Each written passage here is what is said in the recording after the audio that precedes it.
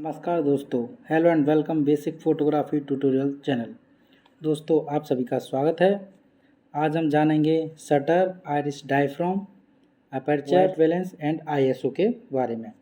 जैसा कि दोस्तों आप जानते हैं फोटोग्राफी में इनका क्या रोल होता है और वन बाय वन इसके बारे में हम आगे वीडियो में जानेंगे।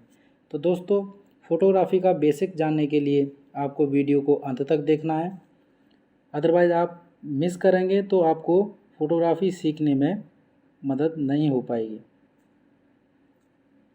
तो दोस्तों आज के लेसन में हम क्या पढ़ेंगे, शटर क्या होता है और शटर की इफ़िशियंसी क्या है। दोस्तों यूज़ क्या है शटर का और टाइप ऑफ शटर क्या क्या हैं। दोस्तों आइरिस डायफ्राम के बारे में जानेंगे, अपर्चर के बारे में जानेंगे, अपर्चर क्या होता है और आइरिस डायफ्राम क्या होता है। नेक्स्ट हम जानेंगे दोस्तों इसके एडवांटेज। इसके बाद हम जानेंगे वाइट बैलेंस एंड आईएसओ के बारे में। इसके बाद में इसका यूज़ क्या है। तो बात करते हैं दोस्तों शटर की। जैसा कि दोस्तों आपने पिछले वीडियो में देखा था, जो लेंस होता है, लेंस पर कैसे शटर काम करता है। तो यहाँ पर हम बेसिकली जानेंगे कि shutter regulated length of time को कंट्रोल करता है। जैसे कि सिंपल वर्ड में हम सोचेंगे, अगर किसी शॉप का या दुकान का शटर है, उसको हमने ओपन किया, उसके अंदर गए और हमें अगर 5 आइटम उठाने हैं तो हम 5 आइटम को लेकर वापस जल्दी आ सकते हैं। उसके बाद शटर बंद हो गया। यदि आपको बोला जाता है कि आपको 50 आइटम उठाने हैं तो दोस्तों आप जाएंगे, थोड़ा आपको टाइम लगेगा, 50 आइटम पिक करेंगे फिर आएंगे। तो दोस्तों ये टाइम के लिए वेरी किया, पहले कम आइटम के लिए कम टाइम लगा, ज़्यादा आइटम के लिए ज़्यादा टाइम लगा।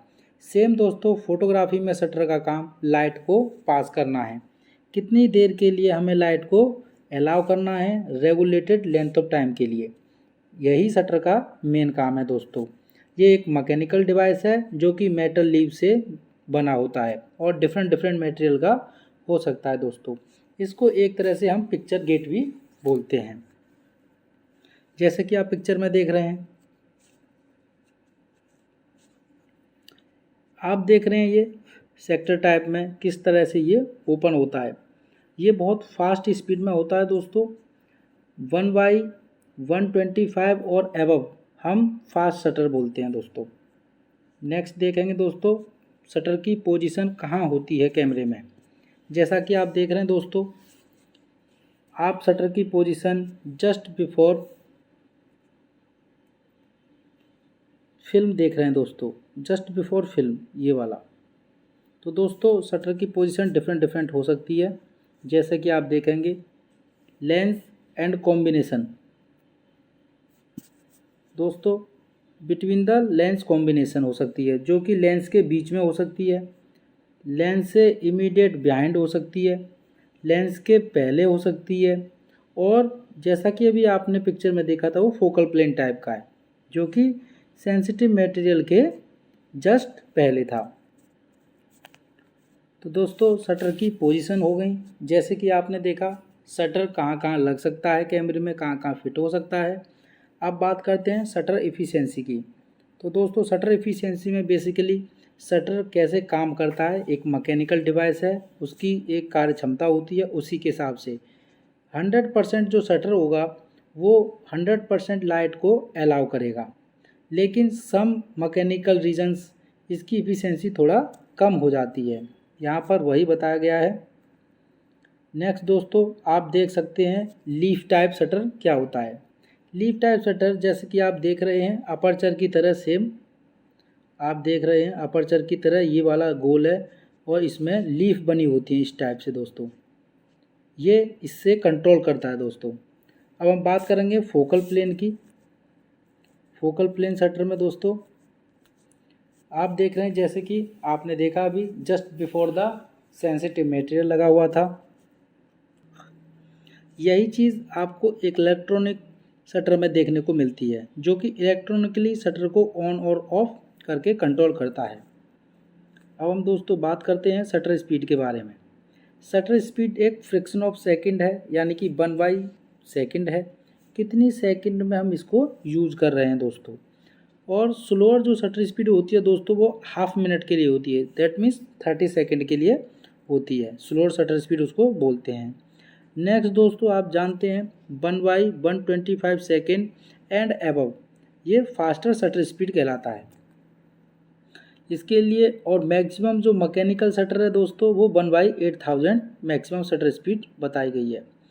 अब कैमरे में कहाँ डिनोट करते हैं, कैसे डिनोट करते हैं इसको दोस्तों शटर स्पीड को, जैसा कि आप देख रहे हैं ये शटर स्पीड है दोस्तों।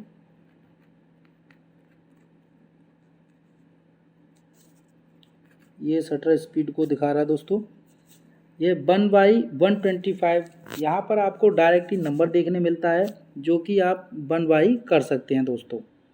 1/8000 मैक्सिमम शटर स्पीड तक आप लेके जा सकते हैं, जो कि फास्ट मूविंग ऑब्जेक्ट के लिए फ्रीज करेगा।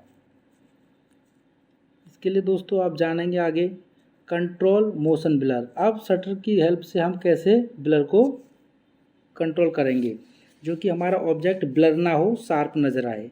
यदि आपका ऑब्जेक्ट मूविंग है, मूव कर रहा है, तो आपको शटर स्पीड ज़्यादा करना पड़ेगा, that means faster shutter speed करना पड़ेगा। फास्टर शटर स्पीड करने से दोस्तों आपका जो मूवमेंट है वो फ्रीज हो जाता है। नेक्स्ट दोस्तों आप देख सकते हैं मोशन ब्लर कैसे करेंगे, जैसा कि आपको इमेज में देखने मिल रहा है मोशन ब्लर।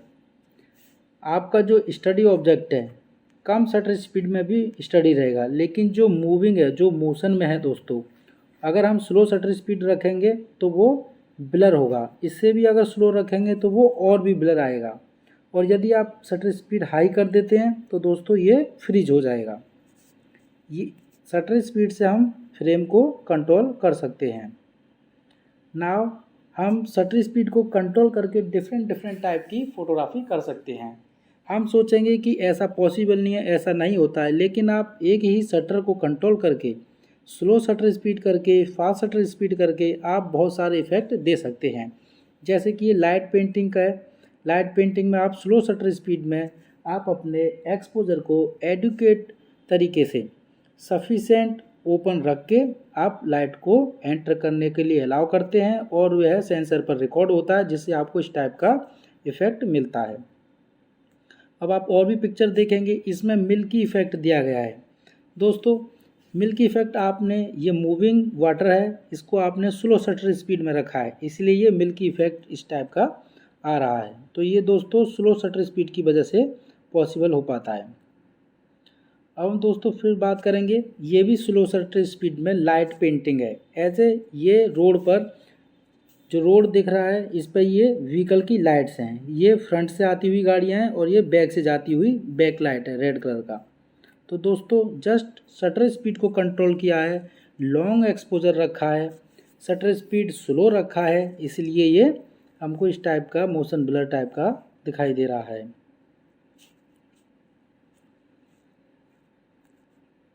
अब दोस्तों हम आइरिस डायाफ्राम के बारे में जानेंगे। आइरिस डायाफ्राम और अपर्चर, यहाँ पर बेसिक थिंग है दोस्तों, आइरिस डायाफ्राम क्या होता है और अपर्चर क्या होता है।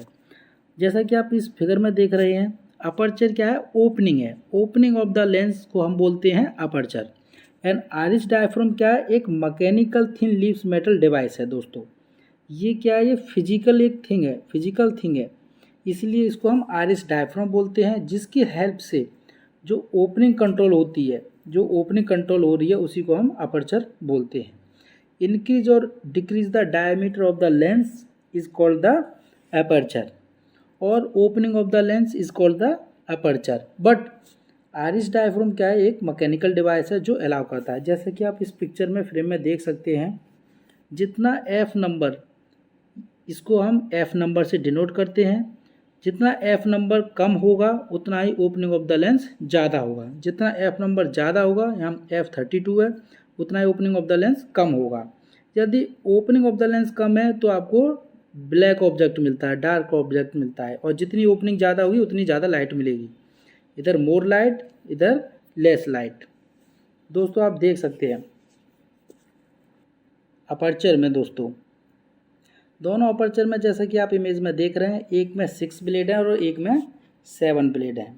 तो दोस्तों बेसिकली क्या अंतर होता है, जो 6 ब्लेड है वो काफ़ी सस्ते कैमरे आते हैं, और जिसमें 7 ब्लेड है उसमें ज़्यादा महंगे कैमरे आते हैं। तो इसमें दोस्तों क्या है, जितनी ज़्यादा मेटल लीव्स होंगे, जितने ज़्यादा नंबर ऑफ ग्रुप्स होंगे, जैसे कि इसमें 7 दिए हैं, ये कंपेयर टू 6 ब्लेडेड, ये वाला ज़्यादा एक्सपोजर को कंट्रोल करने में सक्षम होगा, अच्छे से कैमरे को एक्सपोजर को कंट्रोल कर पाएगा दोस्तों।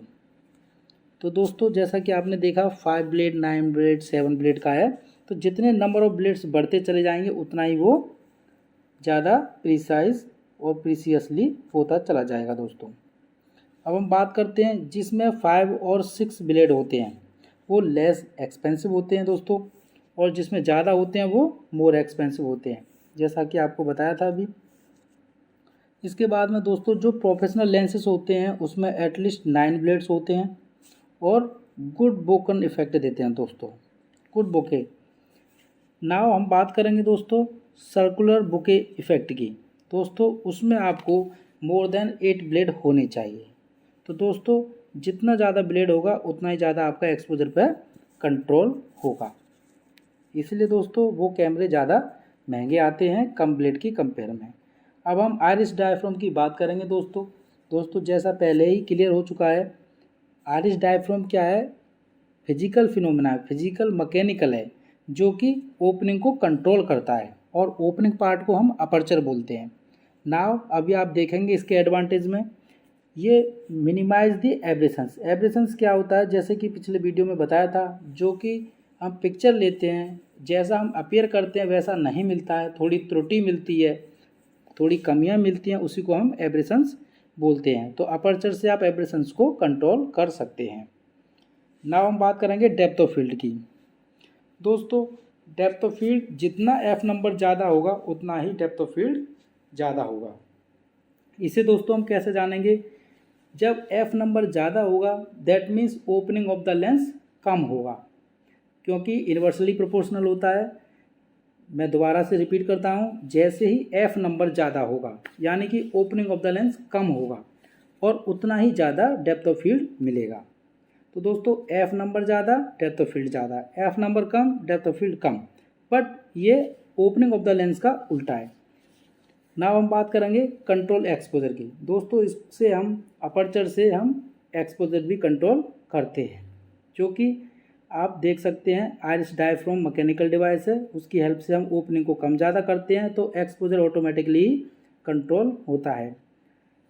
हम दोस्तों आइरिस डायफ्राम की मदद से क्लियर और शार्पर इमेज भी ले सकते हैं। अगर दोस्तों आपको मोर डेप्थ ऑफ फील्ड चाहिए तो एफ नंबर ज़्यादा रखना पड़ेगा, अगर सैलो डेप्थ ऑफ फील्ड चाहिए तो एफ नंबर दोस्तों कम रखना पड़ेगा। उसी के अकॉर्डिंग आप अपने एक्सपोजर को सेट कर सकते हैं। अब दोस्तों बात करेंगे हम अपर्चर की। अभी आप अपर्चर में देखेंगे दोस्तों, अगर आपका अपर्चर ज़्यादा है, इधर ज़्यादा ओपनिंग है और इधर कम ओपनिंग है, ज़्यादा अपर्चर में आपको ज़्यादा लाइट मिलेगा, कम अपर्चर में आपको कम लाइट मिलेगा। इसी के हिसाब से हमको एडुकेट एक्सपोजर चाहिए तो हमको अपने अपर्चर को कंट्रोल करके रखना पड़ेगा। जैसा कि आप इमेज में देख रहे हैं, डिफरेंट सेटिंग पर डिफरेंट एफ नंबर पर ये इमेज को लिया गया है। इधर एफ नंबर कम है और इधर एफ नंबर ज़्यादा है, इधर F opening of the lens ज़्यादा है, इधर ओपनिंग ऑफ द लेंस कम है। ये दोस्तों आपको जानना बहुत ज़रूरी है कैसे हम अपर्चर को कंट्रोल करते हैं आइरिस डायफ्राम से, और एफ नंबर से कैसे इसको काउंट करते हैं। अभी दोस्तों अपर्चर को कंट्रोल करने से ही डेप्थ ऑफ फील्ड के बारे में हम पहले ही डिस्कस कर चुके हैं। जैसा कि आप देख रहे हैं यहाँ पर एफ नंबर आपका कम है, इसलिए आपको सैलो डेप्थ ऑफ फील्ड आगे दिखाई दे रहा है, और एफ नंबर ज़्यादा होगा दोस्तों तो आपको डेप्थ ऑफ फील्ड भी ज़्यादा मिलेगा। नाउ आप देख सकते हैं smaller f number shallow depth of field, जैसा कि अभी हमने डिस्कस किया था, अगर एफ नंबर कम होगा तो डेप्थ ऑफ फील्ड भी कम होगा, एफ नंबर ज़्यादा होगा तो डेप्थ ऑफ फील्ड भी ज़्यादा होगा, जिसको डीप डेप्थ ऑफ फील्ड बोलते हैं और सैलो डेप्थ ऑफ फील्ड बोलते हैं दोस्तों। नाउ अब बात करेंगे close the subject shallow depth of field. आप अपर्चर से एफ नंबर से, इसको एफ स्टॉप भी बोलते हैं, उससे कंट्रोल कर सकते हैं। वाइड एंगल लेंस दोस्तों ये अपर्चर से ही कंट्रोल होता है आपका डेप्थ ऑफ फील्ड, यदि ज़्यादा करना या कम करना है। यदि आपका जितना ज़्यादा एफ नंबर होगा उतना ही ज़्यादा डेप्थ ऑफ फील्ड होगा, जितना कम एफ नंबर होगा उतना ही depth of field shallow depth of field होगा। दिस इज द बेसिक दोस्तों। नाउ हम बात करेंगे दोस्तों, जैसा कि आप पिक्चर में देख रहे हैं क्या इफेक्ट पड़ता है डेप्थ ऑफ फील्ड का दोस्तों। इस इमेज में आपको डेप्थ ऑफ फील्ड में background, foreground, everything should be in focus. तो दोस्तों इस फ्रेम में क्या है कि पूरा पिक्चर क्या है दोस्तों, ये फोकस में है। तो इसमें हम बोलेंगे दोस्तों मोर depth of field, deep depth of field. दोस्तों इसमें एफ नंबर क्या बताइए, कमेंट बॉक्स में बताइए। इसमें एफ नंबर कम है दोस्तों, that means F number opening of the lens is come है और एफ नंबर ज़्यादा है। इसमें दोस्तों एफ नंबर क्या है, ज़्यादा है, और ओपनिंग क्या है दोस्तों, कम है। इसलिए पूरा एंटायर फ्रेम हमको क्या मिल रहा है, फोकस में मिल रहा है। एंटायर फ्रेम हमको फोकस में मिल रहा है। अभी आप जानेंगे, नेक्स्ट इमेज देखते हैं दोस्तों। ये अपर्चर को ही कंट्रोल करके इसमें एफ नंबर कम है। ये देखिए दोस्तों, आप इमेज में देख सकते हैं इसमें एफ नंबर ज़्यादा है और इसमें एफ नंबर कम है। इसकी ओपनिंग ज़्यादा है और इसकी ओपनिंग कम है। तो दोस्तों अगर एफ नंबर इधर ज़्यादा है तो डेप्थ ऑफ फील्ड भी ज़्यादा है, एफ नंबर कम है तो डेप्थ ऑफ फील्ड भी कम है। इस हिसाब से दोस्तों हम कंट्रोल कर सकते हैं। जैसा कि आप क्लियर देख सकते हैं, ओपनिंग ऑफ द लेंस इधर ज़्यादा है, इधर कम है। जिधर ओपनिंग ऑफ द लेंस ज़्यादा है उधर शैलो डेप्थ ऑफ फील्ड है, जिधर ओपनिंग ऑफ द लेंस कम है उधर डेप्थ ऑफ फील्ड ज़्यादा है। कोई भी डाउट है दोस्तों आप कमेंट बॉक्स में लिख सकते हैं। इसके साथ ही दोस्तों इसे कैमरे में हम कहाँ देखते हैं, एफ नंबर से एफ स्टॉप दिखाई देता है दोस्तों, जैसा कि आप इमेज में देख रहे हैं F8 करके दिखाया रखा है। इसको आप कंट्रोल कर सकते हैं दोस्तों। नेक्स्ट आप दोस्तों इमेज में देख पा रहे हैं, जैसा कि हमने कई बार डिस्कस कर चुके हैं, एफ स्टॉप से यहाँ पर एफ नंबर कम है तो ओपनिंग ज़्यादा है, और यहाँ पर दोस्तों एफ नंबर ज़्यादा है तो ओपनिंग कम है। यदि ज़्यादा ओपनिंग होगा तो ज़्यादा लाइट आएगा और ओपनिंग कम होगा तो कम लाइट आएगा। हमें इस हिसाब से सेट करना है कि हमारा एडुकेट एक्सपोजर हमको मिल जाए। तो दोस्तों ये आपको एक्सपीरियंस से आएगा, आप प्रैक्टिस कर सकते हैं। जैसे जैसे प्रैक्टिस करेंगे वैसे वैसे आपको ये समझ में आता चला जाएगा। तो दोस्तों अब बात करेंगे ISO की। ISO stand for international standard organization. दोस्तों ये फिल्म की सेंसिटिविटी होती है, किसी भी सेंसिटिव मीडिया की सेंसिटिविटी है। जैसे कि सेंसर की सेंसिटिविटी हो सकती है, फिल्म की सेंसिटिविटी हो सकती है। जैसे कि आप देख रहे हैं, पहले जो एनालॉग कैमरे में आप जो फिल्म यूज करते थे उस फिल्म के ऊपर मेंशन रहता था ये 100 ISO का है, 800 ISO का है, 600 ISO का है। अभी आप डिजिटल कैमरे में देखते हैं दोस्तों, कैमरे में ISO सेटिंग को आप कंट्रोल कर सकते हैं। हम देखेंगे कि ये कैमरे में कहाँ होता है दोस्तों और इसे कैसे कंट्रोल करते हैं। ये देखिए ISO क्लियर मेंशन है, ISO 100 पे सेट है। आप जितना ज़्यादा ISO इंक्रीज करेंगे उतने ही इमेज में ग्रेन्स के चांस ज़्यादा होते हैं। तो दोस्तों लाइटिंग कंडीशन के हिसाब से हम इसको सेट कर सकते हैं। अभी आप इमेज में देख सकते हैं दोस्तों, clear image and nosy image. यहाँ 100 ISO पर इमेज क्लियर है और 3200 पर 3200 ISO पर ये इमेज नोजी हो चुकी है। सिमिलर दोस्तों ISO 200 पर देख सकते हैं और ISO 3200 पर देख सकते हैं। दोनों में क्या अंतर आता है दोस्तों। आपको ISO उस हद तक बढ़ाना है जहाँ पर आपका इमेज ब्लरी ना हो और नोजी ना हो, इसको ध्यान में रखना है।